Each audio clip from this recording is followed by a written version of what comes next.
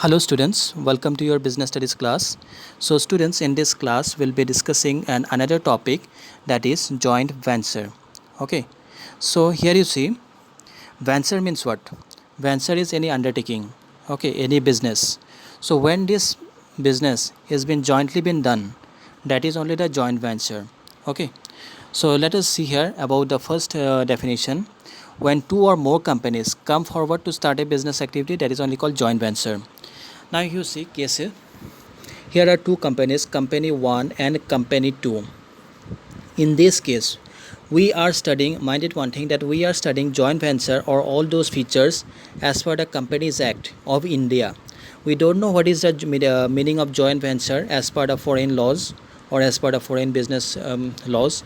So we'll be studying the meaning of joint venture only through the Indian perspectives of through the Indian law. Okay, so here any of these two companies must be situated in India.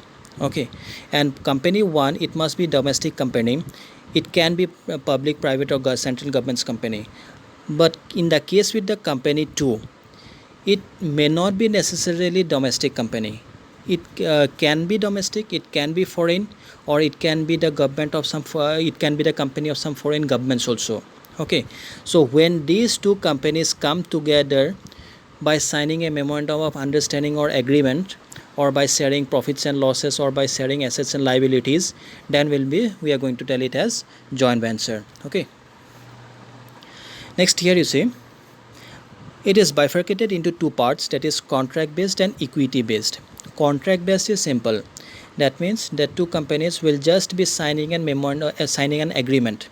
That agreement is called MOU, memorandum of understanding. Okay, so what are the contents of the memorandum of understanding? That will be depending upon the two companies. Okay, and next is your equity based. Whenever we say it as equity based, that means we have to remember it as their shares and securities, okay, or liabilities. How are they going to share? Okay, so it depends upon them, relating to what are the percentage of shares they will be selling, and whatever the percentage of shares they will be taking it over, and how to manage their liabilities and investments. So those things will be there under the equity based. Okay, so equity based joint venture is also divided into two parts. That is, number one is your acquisition and number two is a merger. Acquisition means what? When there are two companies, company A and company B. In this case, if company A takes away the assets and liabilities of company B, then company A becomes a holding company and company B will be subsidiary company to some extent. Afterwards, company B will be dissolved and company A will be running it. Okay, so that is acquisition. Another thing is merger. So what is the meaning of merger? Here there are two companies, company A and company B, both together signs an MOU, or both together signs their shares, their assets and liabilities, and then both get dissolved to form company C. So a new company C will be forming, and company A and company B will be dissolved. Okay, so that was about the meaning of joint venture. Okay, so now let us discuss about the features of joint venture. Here you see it increases resources. Whenever we mean resources in business, these resources will be of two types, that is human resources and capital resources. Human resources is the manpower. Okay, there will be more talented human beings, there will be more talented human resources, talented great engineers, all those things will be coming, all those people will be coming. And also obviously when two companies will be combining their capital will also definitely going to increase. Okay, next you see access to new markets.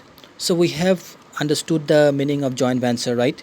We have understood that when two companies combine together, so in this case one company can be foreign. Take for example, there is a joint venture between Indian company and a US company. In that case, the US company will be having their new markets in India. At the same time, Indian company will also be having their new markets in United States.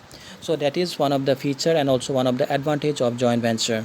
Okay, next you see access to technological know-how.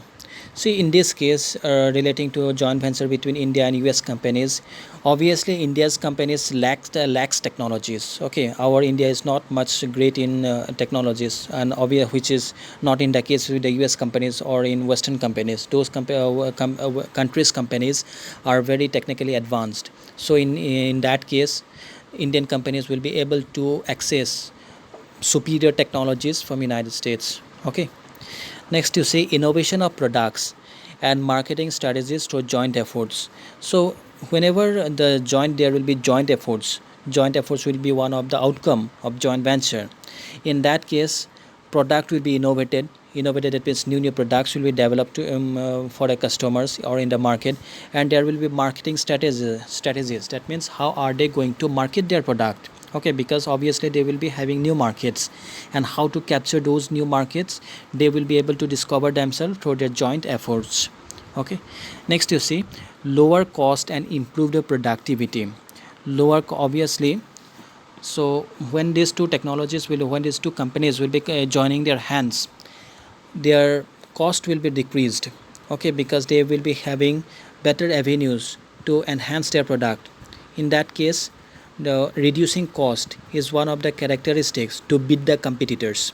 Okay, to be ahead of the competitors, they need to reduce their cost, and whenever the cost is reduced, another strategy to beat the competitors is to improve their product. Usually that is happening in the cases with the Chinese companies. Now Chinese companies are coming and they are signing joint ventures with those of the Indian companies, right?